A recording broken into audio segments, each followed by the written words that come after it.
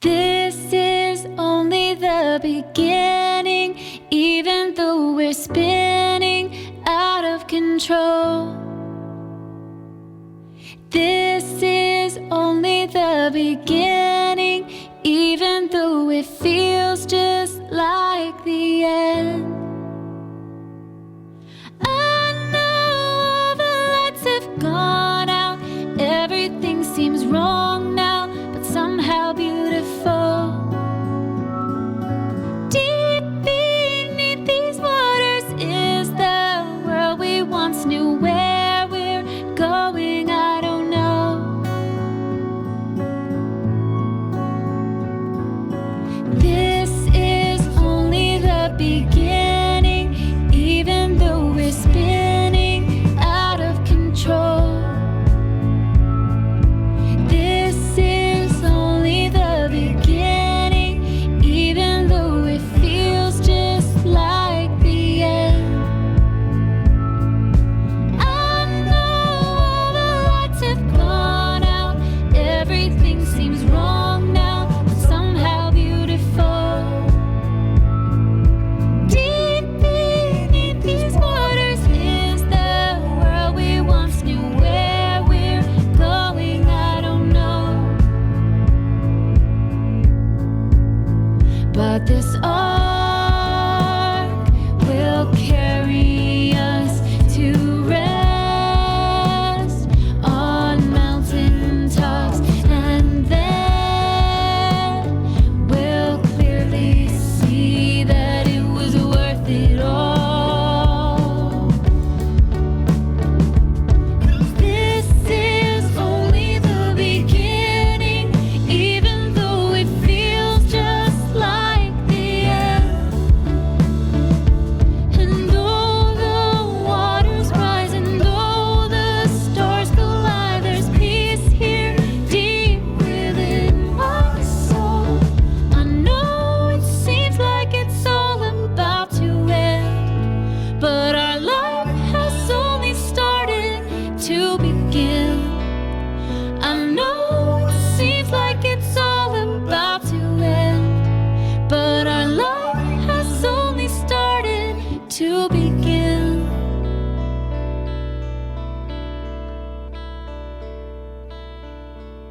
Well, welcome to the Pro-Life Team Podcast. I'm Jacob, and today I'm with Kim Ford.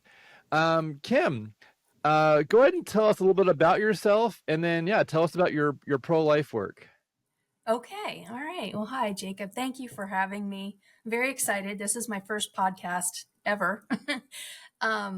Anyway, to tell you about myself in brief, I originally was born and raised in New Jersey and lived there till my early 20s when I moved to Indiana for grad school, and then met my husband there. And then we moved to Alaska about 35 years ago.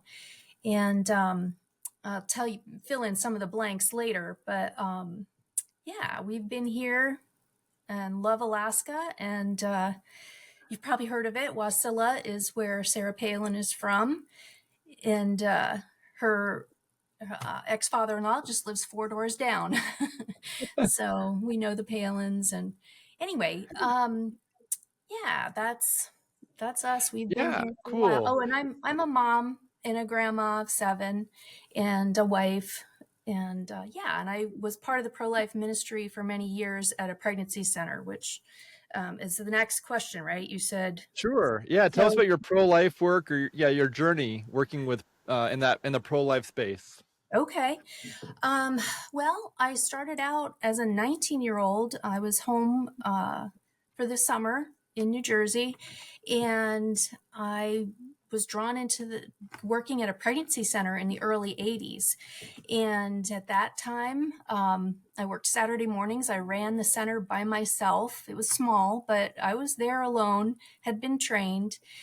And I did the counseling for anybody coming in with a crisis pregnancy, issue. And at that time, the way we were trained was to do, pop in a VHS of an abortion and how they did them, and they would show them, and they were gruesome. And I wasn't very comfortable with that, but I believed, that in the sanctity of human life. And so that's where I started. And then ended up in grad school in Indiana and got my master's in biblical counseling with the Larry Crabb program there at Grace Seminary. And that's where I met my husband. And once we were both done with our programs, we moved to Alaska. My husband wanted to become a teacher here and a coach. And that was always his dream. So that's where we ended up here. And anyway, as soon as I got into Alaska, like within the minute, I was pregnant and I was not expecting it. And that was hard for me because I wasn't good at unexpected things. And I had trained, I took a couple of years to go through grad school and work my way through.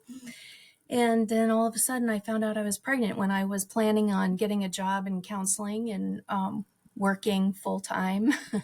And I was so sick. The morning sickness was horrendous. I remember going to an interview and barely making it through without throwing up. And so I realized I can't work. And so that was kind of hard. I had a negative mindset about an unexpected pregnancy. But I made it through that. And within weeks, I would say my mindset was different. I mean, we were facing some real financial challenges because he wasn't hired immediately. He was subbing and, an assistant coach. There wasn't a lot of money coming in, but I guess I see God was using that in my life to help me understand where, for future, where he was going to take me in being a client services manager and mentor for clients. And it kept rolling for a while because 12 weeks after I had my son, I was pregnant again. And very unexpected again, not a positive response for me at first. And anyway, I soon after that got placenta previa. And so in having that, it kind of knocked my nervousness loose about being pregnant. And I realized, I do want this baby, even though I can't imagine how I'm going to have two babies, because I was never a babysitter or like I just was not a little kid person. I had been the youngest in my family, and I just had not been around little ones. And so it was daunting to me. And I understood where others could find themselves not excited about pregnancy, even though I was married. And also I didn't mention that God was very faithful in the middle of the first semester of the school year. He did get hired as a teacher. And then, we became managers for a complex, a rental complex, and a 46 unit one. So we were busy. We had free rent and utilities and everything God provided over and above what we needed. So, and then I'm trying to remember where I just left off. So we had our second child, Katie, and then I kind of got the hang of being a mom, and I wanted to volunteer at Heartreach. Well, at the time was called Valley Crisis Pregnancy Center, which since the name has changed to Heartreach Center because it has expanded its services to do so much more. But I started volunteering and I loved it there. And I felt like God was using me in those experiences that I had just had with having babies, that I could understand and relate and empathize with young women who were facing an unplanned pregnancy and maybe weren't excited. And then I got pregnant again. So I had 3 kids in very close proximity, and from there went into some moderate depression. And I felt so guilty about it as a Christian, really bad about myself. and I felt kind of trapped at home, even though I loved my kids wildly. I I went through that, and my doctor just really helped me see that I couldn't pull myself up by my bootstraps. It wasn't something to kick myself about, that I was depleted in, sleep and in some hormones, and that, we needed to do some medical treatment for that, to take some medicine, which I did for a few years. So that helped me to understand postpartum depression and, some of those struggles. And in Alaska, we have a unique situation in the winter where it's quite dark most of the time. And we have about 5 hours of daylight, kind of, um, in the dead of winter. But you can really struggle. A woman could really struggle with that. And so, being home with three littles, one that was sick 11 out of 12 months one year, um, God just, I feel like he was just preparing me to really understand all the different situations that women could be experiencing here with pregnancy. And then I had the joy of being hired at HeartReach later in 2006. And I worked for a while part-time there as the client, or the title was Director of Client Services at that time. I ended up needing to go full-time, so I switched for some years until back at HeartReach, they had expanded the hours, and I became the client services manager again for about 7 years. Did I answer Wow. your That's you. question? No, that's a yeah, your story, your journey. Um, and I think so based on what you just shared, um, where did you see God present in those hard times? Or where was God in those harder times? Yeah. Oh, he was very patient with me. I just, in those days, I just was not very solid in, dealing with hardship. And he was always there providing lots of people to be of help to me. My church family was wonderful. My sister-in-law, and my husband, he very much encouraged me that raising a family was my ministry. I was very, part of my sadness was that I had trained to be a counselor and I wasn't able to do that. Like, as soon as I got done and came here, that was taken off the table for me. But actually, I think it was a continuing training ground for me to be able to do the work. And I think that was his purpose all along, was that I would live it first. And he walked very closely beside me. I have written about depression. You know, I have a blog, and Christians in Depression. And I just feel like he took me through so many things so that hopefully I could be of help to others. And so what did yeah, so as an author, tell it, give an intro or tell us about the children's book that you have been working on or you're publishing. Okay. Well, I have written 6 books called, the series is called the Made for Our Family series. And this is the first one that's in print. I don't know if you can see it. I think, and Yeah. this is what I sent you, the big surprise. And this is about my first grandchild, Paul. And when I got out, when I had to leave HeartReach, it was due to my mother being diagnosed with terminal cancer. I had to leave. And so it took us on this long journey of dealing with that and then settling her estate. And then I needed a hip replacement. So I was I had to be in the home most of the time. And so I started writing for the faith column in our newspaper. They asked me to do that. And I enjoyed it. I found that I loved it, and I got a lot of good feedback. And so then I started the blog. And then I started writing. As during that time, my daughters were having children, just like me. They kept having them. We're now up to 7 grandchildren and 2 foster grands.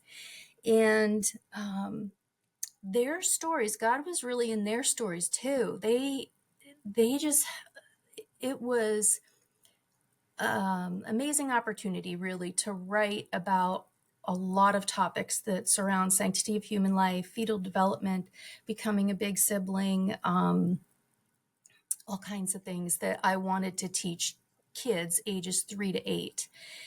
And so I switched to writing for children. I thought it would be very quick and easy, and it has not been easy at all. In fact, I find it much easier to write for adults. But my desire was to really impact young families and children, to equip the young families to teach their children to have a deeply rooted value for the sanctity of human life. And I also get to share the gospel in one of the stories that is in the second book, which should be coming out, well, I want to say December, but let's say the first of the year. Yeah, but so God has really like written their stories to be so unique and to teach so many different things. And you'd think 6 books, 7 books. But yeah, there's a lot there. The seventh book that's not written yet will, if things go well, I plan to write about fostering and adoption, which is still part of our story, but not written yet. But I want to share Silas's story. So Paul was the first grandchild. The second grandchild, Silas, he was born during the 2018 earthquake in Alaska, which was a 7.1 earthquake. And the title is The Birth That Shook the Earth. And in that story, there are things that, I teach about pregnancy and, being born and becoming a bigger family and stuff. But so his name, Silas, had been picked out before he was born, which, if you know the story of Paul and Silas in the Bible, they go through the earthquake, they stay in the prison even though they're released. And there's just a lot of parallels there with birth, and it's kind of fun. And then we switched to telling the story, we meaning me, the illustrator, the story of how, they stayed in the prison. They get to share the story of, the biblical account and how to be saved. The jailer says, "What must I do to be saved?" He's so impressed with Paul and Silas.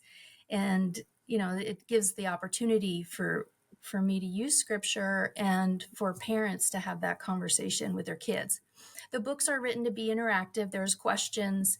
Let me show you. I mean, you have the book, but The first one, it mentioned that it was for between like maybe kindergarten or first grade through, was it third grade or fourth grade? There are third graders that I'm hearing are loving it, that they're reading it on their own Okay. and they're really engaging with it. And because it's a picture book, it was given, I think, 3 to 7 or preschool to age 7. Oh, But okay. there's, I know at least 3 8-year-olds who are very engaged with the book that are, related to me or friends. So this one is like, which food would you find yummy or yucky? Because the baby can taste in the womb. And so, and then there's also other interactive things like questions about their own birth and whatever the topic is, there are questions to ask the children and engage them in conversation. But also in book 1, The Big Surprise, I use the analogy of a pumpkin. And so I don't know if you can even see this, but pumpkin seed is like the size of a fingernail, and that's how the baby starts. And so that gives children an idea. And then second trimester is about this. That's shown in the book too, with the mom having the baby in her belly where you can see through inside her womb with the baby. But then you also see the pumpkin this is about 2 pounds. And then this one's a little heavier, and this would be a third trimester. This would be quite a big baby, but babies are typically anywhere from 6 to 10 pounds, and so this fits into that almost 10 Wow, pound that's category. true. I can hardly hold it. So it helps children. They can really relate to these things. I'm hoping that it's a resource. Like here's this one here. where kids are able to see, and it gives facts too about what's actually taking place developmental wise, and teaches about ultrasound. That's a biggie. I want kids to know at an early age what an ultrasound is, and how it's used to help parents know what's going on at that stage. Would you read the text on that ultrasound page? I think that would be good to share. Sure, happy to.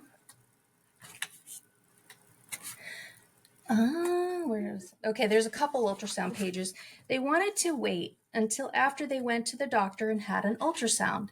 This is a machine, an amazing machine that uses sound waves to form pictures on a TV screen so we can see what is in a mama's belly.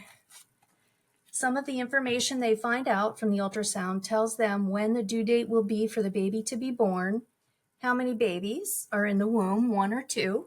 We have had 2 in one of the pregnancies, and if it is a boy or a girl. Awesome. And then the coolest thing about an ultrasound is that you get to watch the baby in the womb as it moves around. Babies kick, do flips, and wave. Sometimes they even suck their thumb. So, Yeah. yeah. That's good. So one of the main audiences for this podcast would be pregnancy clinic directors and the leadership teams. How might this book help, or how do you think this book might help? Help pregnancy clinic, especially when it comes to clients, women who choose life, have a baby, or maybe they have more than one child. I feel like this book could really help support women who have chosen life, to help them share that newfound value and belief or value system with their children. Yeah. Yes, I did envision it being used in the pregnancy centers. That was one of the reasons I went to the CareNet conference. That's the main reason. I really thought that directors and ultrasound techs and just client services managers could catch a vision for how to use the book. Number one, to help clients, especially those that come in for an ultrasound and they're bringing their children in. At HeartReach, I was able to sit in on lots of ultrasounds as an advocate, and many times they would bring their children or they had children already. And so I envisioned it being a gift, or a way for them. If pregnancy centers wanted to buy, the publisher has created a bulk price, which is wholesale, 50% off the regular price, and could be used as a resource, because as they're reading to their child, maybe the dad is reading to the child while the mom's having an ultrasound, and they are learning all these things too. They may never have heard of what all is actually going on inside the mom's womb in that first trimester or second trimester. And I pictured it being used that way. While I was at the conference, I met so many women who had different ideas of how they could use it in their center. Another wanted to use it as a fundraiser. If they bought it at wholesale, they could turn around and sell it for double or triple, really, and make money. And then in turn, we are passing along to the newest generation, that next generation, to what, pro-life values we have. Because once they're reading on their own, you're not going to be sitting beside them talking about things necessarily. Maybe, if you're homeschooling, but it would be more, they're just going to read it on their own. This is a time when parents or grandparents are sitting and talking with their children as they're reading. So that was another vision I had, was for our Christian families and pro-life families to really have a tool where they can teach their children these things.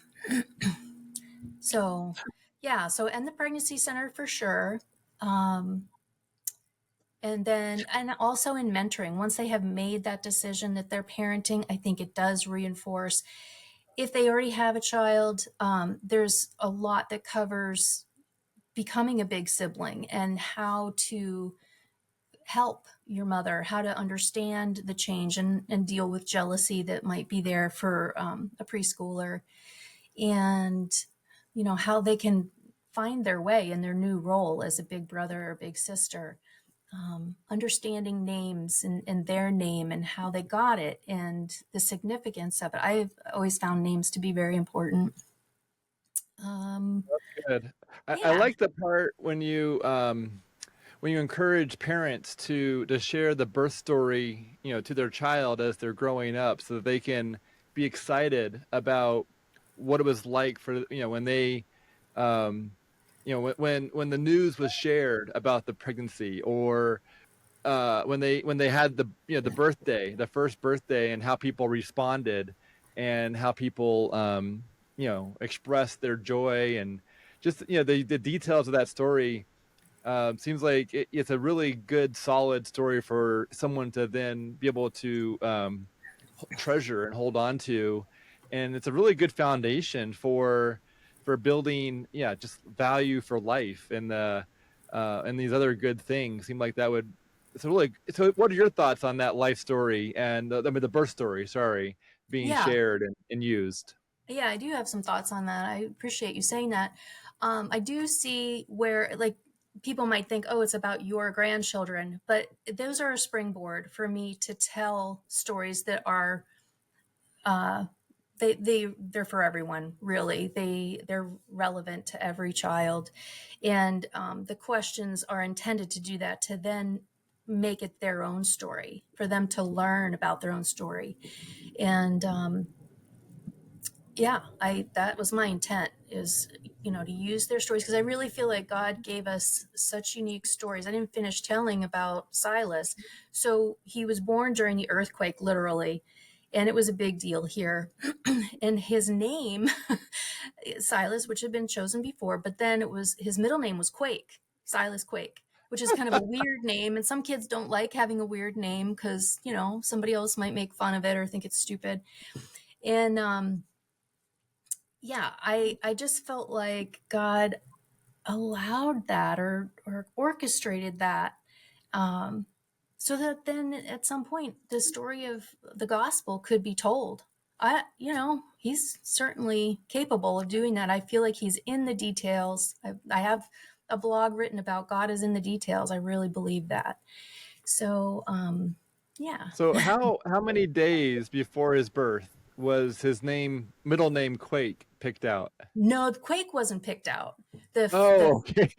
Yeah, I'm sorry, I miscommunicated.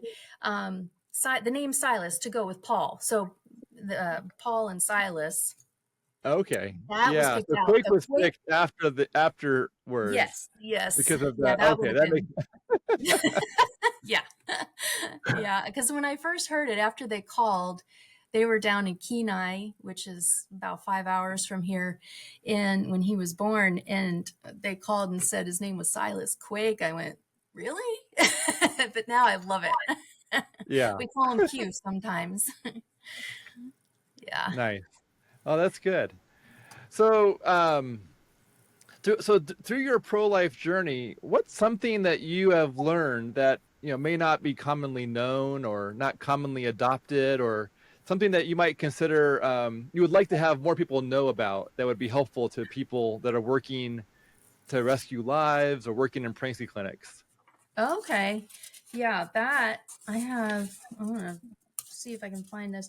Um, I well, for one, I hope that all pro-life leaders at this point know about APR, the abortion pill reversal. Um, the landscape of abortion has now shifted to, very much on the chemical side, and they're being mailed. Abortions are mailed now to the patient, and they're administering their own abortions and living through that, and it's very, very painful. But many times, as you probably are aware, and I'm hoping that your audience is aware, there's regret sometimes almost immediately after swallowing that pill, that first pill, and it is a series. And so APR is using progesterone to counteract that, and with the intent of maintaining that pregnancy. And it has been very successful, in my opinion. And, when I was working at the center, I attended at one of I think it was the Heartbeat Conference. Um, I just wanted to hear more about it. And so I wasn't a nurse, but I went in because I really wanted to know more about it. And there is a lot of proof that it's effective. And I looked it up last night just to see what AI and Google would say. And they credited it with 66 to 68% effectiveness, but they really wanted to discount it. I mean, it's very negative at first. You have to dig down to get that info. They say it's unscientific, that it's unproven, it's unsafe. That has not been our experience. One of the things I do now as a volunteer at HeartReach is I volunteer 1 week a month to be on call for any clients that call any time of day for seeking the abortion pill reversal treatment. And so far, we've been doing it for a few years, and so far we've had three women that have gone through it, and they've had successful deliveries, healthy babies. We have one about to be born, and we at HeartReach has one client that's about to, in that category, that's about to have their baby. So far for us, it's 100%. And if there's any pro-life leader out there, a pregnancy center executive director who's hesitant about it, I would say keep thinking about it, keep looking into it, because we were the first center in Alaska to offer APR, and we've been servicing the entire state, and it's been successful. There's not enough people, reaching out about it. There were 2 others that we had that reached out, but they do an ultrasound first to see if the pregnancy is still viable, and it was not. And so unfortunately, those children didn't make it. Well, thank you for sharing on that. It's I think it's really good to echo that. And I just wish, we could somehow have a greater impact on awareness that abortion pill reversal exists to the average person, so that it can be sought out or thought about sooner, based on that window of time after someone has taken the pill, where they can then try to change that outcome. Yeah. And Um, when I talk to other pro-life people, not necessarily leaders, but just people who I know are pro-life, and I mention something about APR, they're like, "Oh, I didn't know." I'm like, "Really?" It's been years now, but yeah, the word is not out there. I don't know why. yeah, it's a it's gotten better, but it still has a ways to go, especially for the general knowledge, the general public, and even Yeah. some pro-life people. I think it seems like most pro-life leaders know about it, but maybe not most pro-life people, or Right. maybe a good portion of pro-life people, but not. It still has room to grow, and then the general public, there's a lot of room to grow, or Yeah. for awareness to be increased.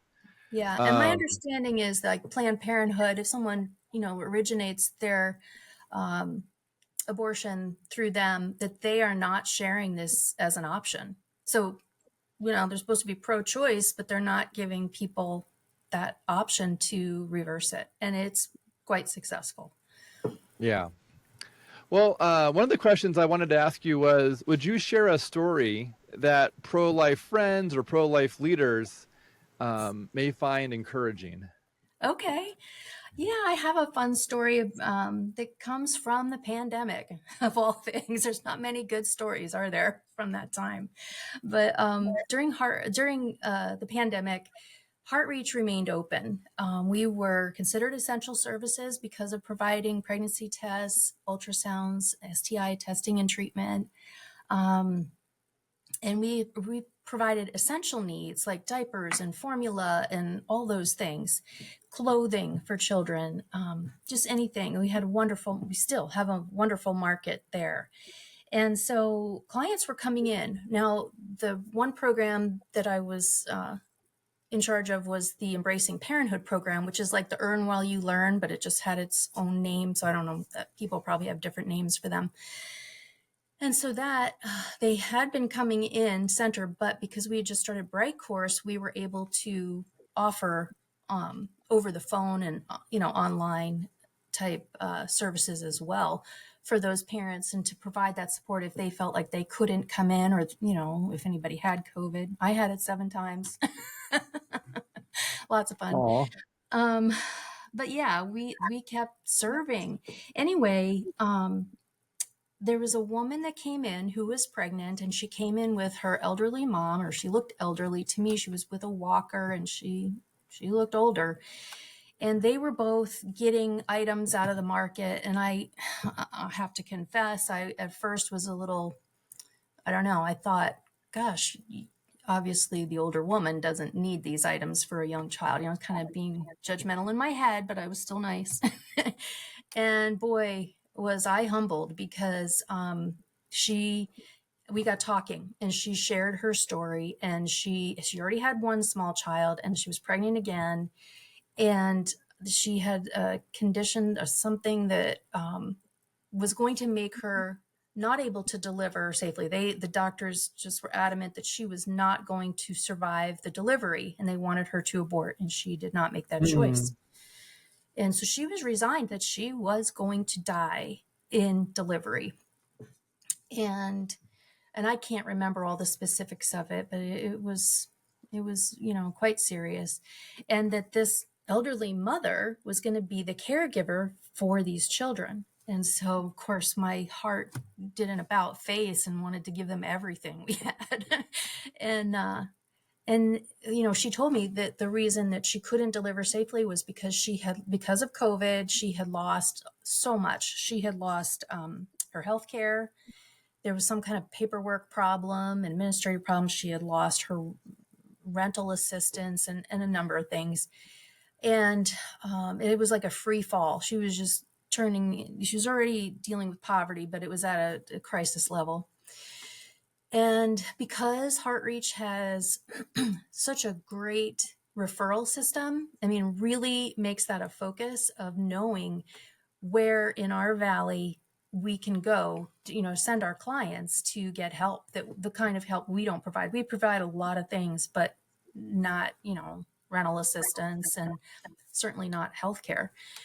And so I knew of a Native corporation that provided one-on-one assistance for anybody. They didn't have to be Native. They could go in and they could get their government paperwork straightened out.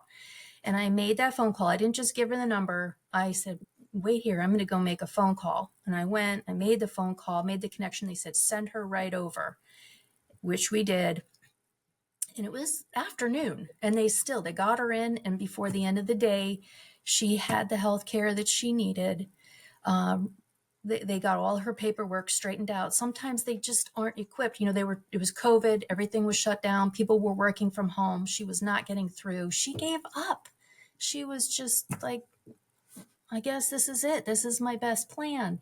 And I was so glad she came in, and so glad that we engaged her in conversation rather than being judgmental. So I guess the moral of the story is I would encourage every pregnancy center to go to those health fairs, go to those social service fairs, make those networking connections, so that when the client has a need that they don't provide, that they can do a really good handoff to that other agency, because it means life or death sometimes. I have other stories like that where a good referral has saved a life, saved a baby's life for sure. Turned Wow. college students around, that there's no way I can do this. And when I start saying, okay, there's this kind of childcare, there's this kind of assistance care, for all these things, and start helping them beyond just, yes, we definitely want to give them truth and compassion and all those things, but having tangible resources that are available makes a huge difference. Wow, that's good. That's a great encouragement. And yeah, it's so important to have good referrals and to have those ready to go for when people need them. Um, what other stories would you like to share before we wrap up? Any other thoughts or stories you'd like to share? I guess I just, in this new phase where God has taken me, out of being an employee at a pregnancy center, um, He's still allowed me to be relevant, I guess, through my writing. And I am hoping that the series does take off. My husband and I are footing the bill for the whole thing, which is, it's challenging. The first book is kind of an indication of whether or not we will finish the series. But yeah, I do really hope that people will see how it can be used. If anybody's questioning, if it's something they would want for $4.99, you can go to Amazon.com and buy the Kindle, and just look at it and check it out. There's a soft cover, there's hardcover.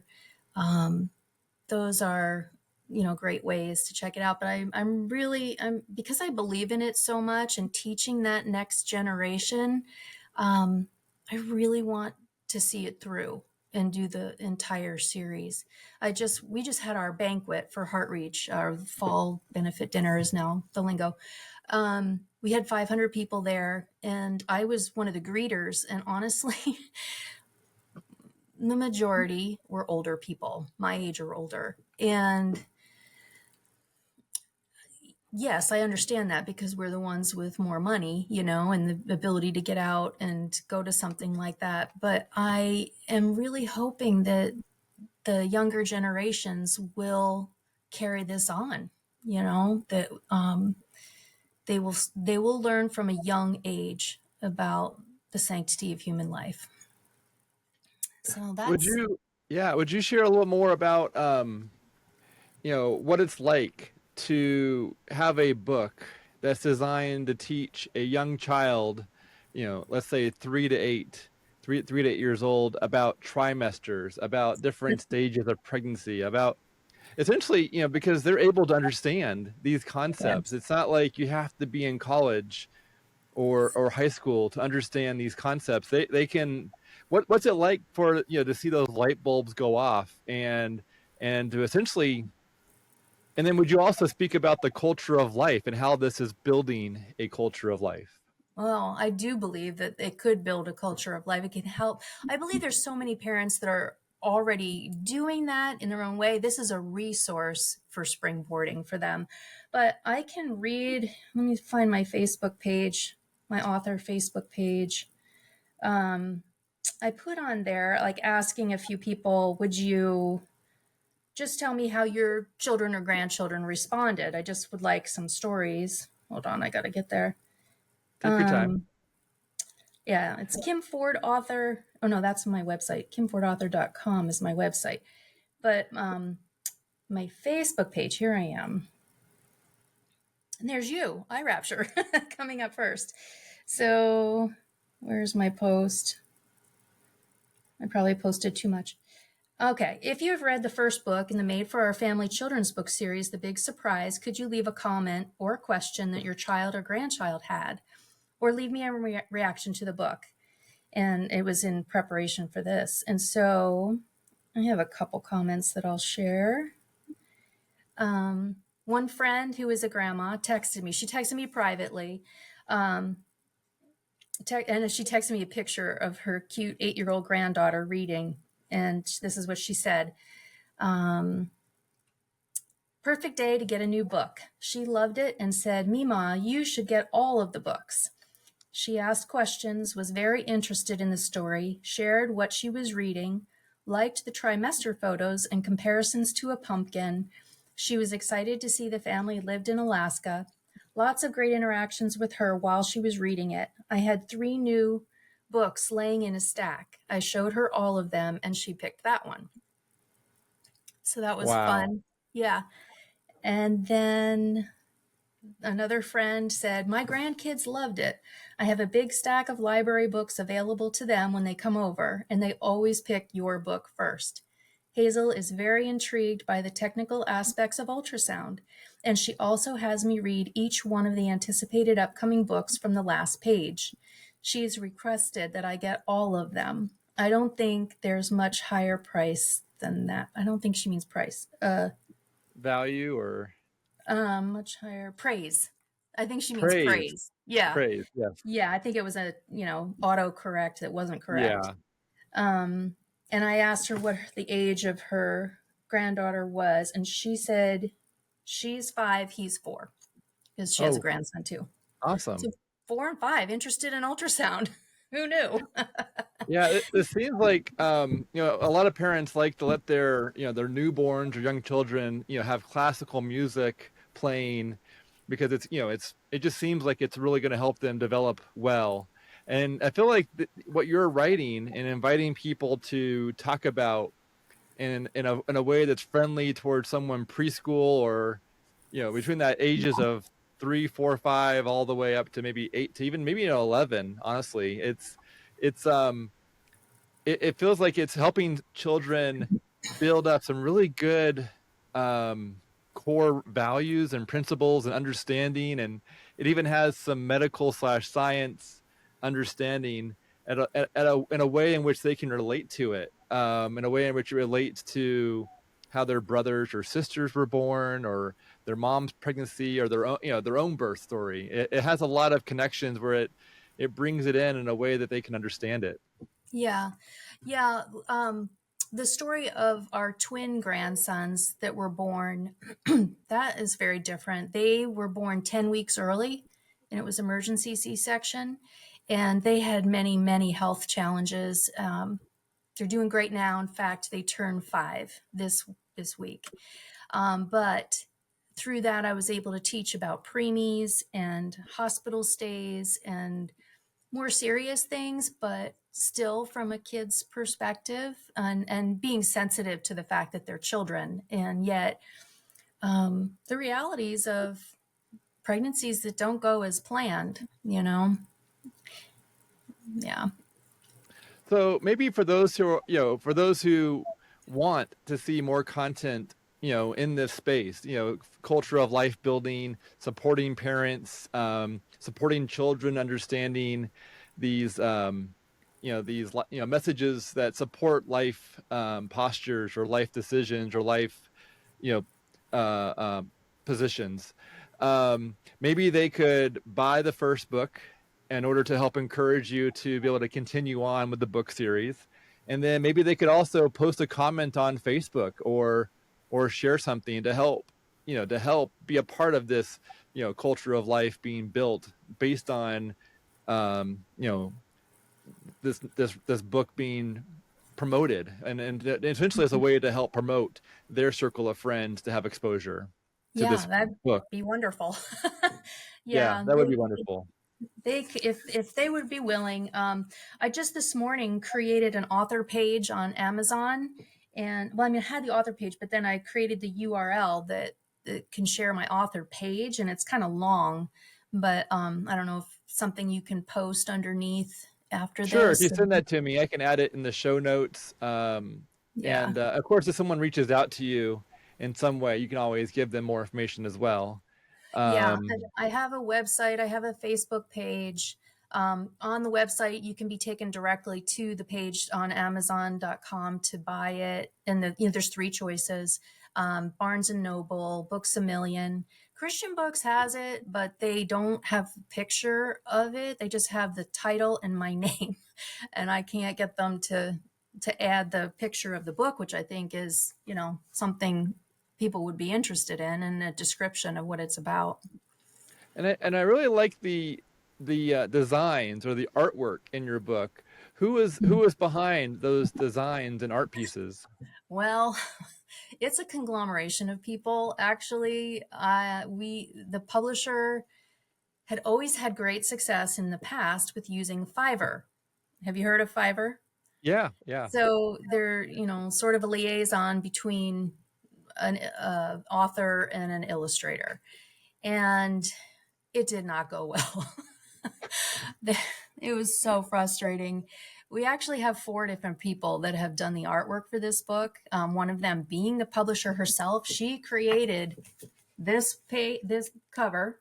She did that herself, and she has some good software. And she's like a very amazing person. If anybody's thinking of publishing and using a small publisher, I would recommend Relevant Publishing. She's incredible.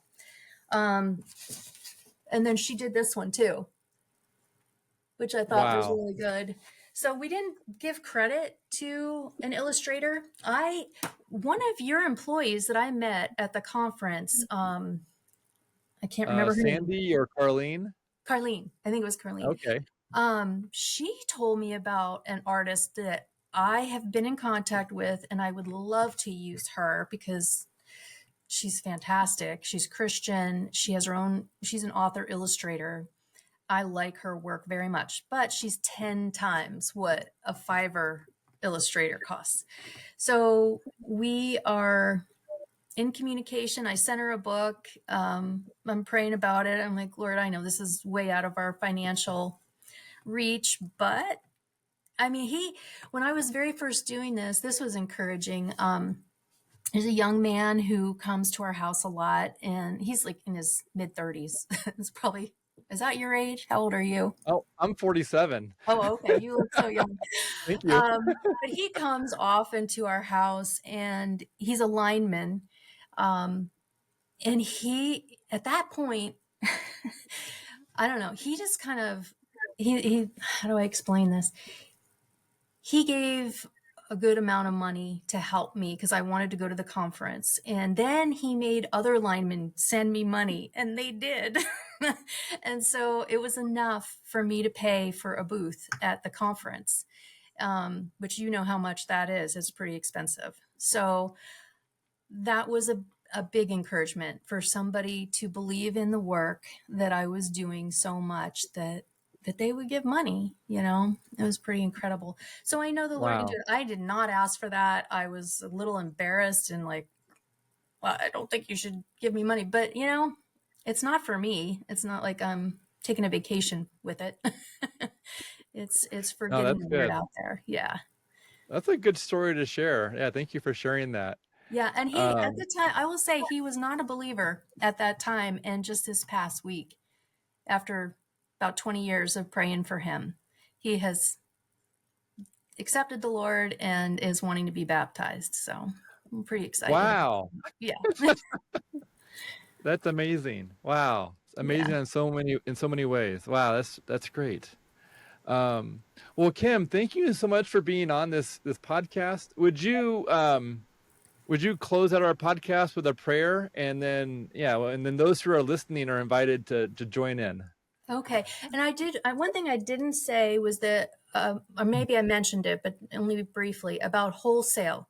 So if Oh, anybody sure. is interested in buying books wholesale for a pregnancy center or a fundraiser or what have you, to contact me through email, and the publisher will get that ordered. That Okay. sounds yeah, sounds good. Um, and yeah, it seems like this is just such a good content to help raise up children in a way that they are prepared for what the world has, just ready to navigate hard things in elementary school. And what a beautiful time is to reach them before they have to hear yeah, the enemy's lies. Well, that's true Um, because it's a very short distance between elementary and middle school. And it's in middle school where, they're becoming sexually active. Not everybody, but, there are kids that are becoming sexually active. Um, and this becomes relevant real quick. And yeah. so, yeah, Yeah, the that's, timing is so good to have some content that takes on this topic in such a beautiful and helpful and like just in just like a really casual, friendly, easy way that but yet it's helpful. And it does it before some of these challenges are going to be in people's lives down the road, especially if they happen to go to a public school or just as being a part of the world or being in the world, I guess I should say. Um, and it's just really good that this book is helping someone do it sooner, helping bring in these conversations and providing some education through a children's book sooner. yeah, the culture speaks very loudly. Once the kids, get older, we don't have a lot of control over what they hear. And yeah, so Yeah. hopefully this will plant in their minds the truth, biblical truth and scientific truth about what's going on in Yeah, especially when it comes to the pages that have a lot of like they're designed for the person reading it to that 4-year old or to that young person to have that dialogue. I feel like Mhm. there's a lot of room there for playful discussion in a way that builds up someone's that child's understanding of children in the womb. Yeah, and it gives that platform for the parent to establish a safe conversational approach, that the kid will feel comfortable. We've talked about it before, like when I was reading this book. And so when they have questions, hopefully they'll come back to that parent or grandparent to ask the question rather than a peer. Yeah, that's good. Well, thank you, Kim, once again. And would you close this out in prayer, and then we'll let those who are listening, hopefully they'll pray with you, and Okay. then Heavenly Father, I am so grateful for this opportunity to talk to Jacob and to the audience of the Pro-Life podcast team. And Lord, I pray your blessing on all of them and the work that they do. And Lord, I just dedicate the books to you, Lord, however you want to use them. I don't want to limit you. And I just pray that when whatever means that parents can use in pregnancy centers, that they will help the next generation to understand what it means to be pro-life. I pray in Jesus' name. Amen. Amen.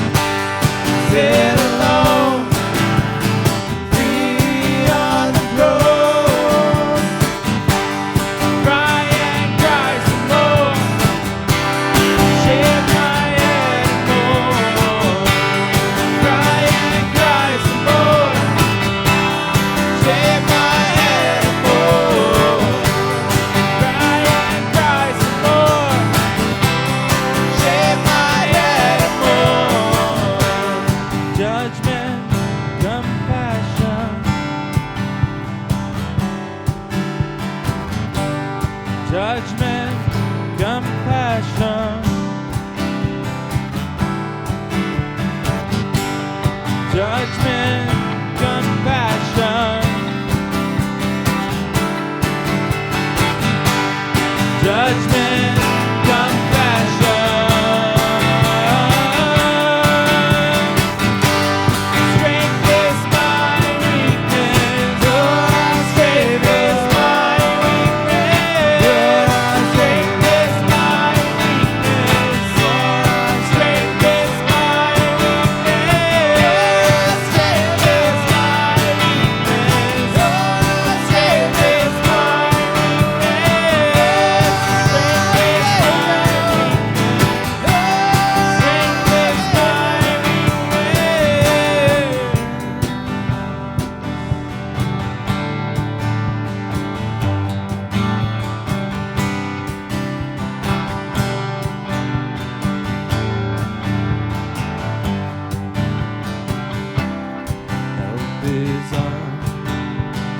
Help is on the way.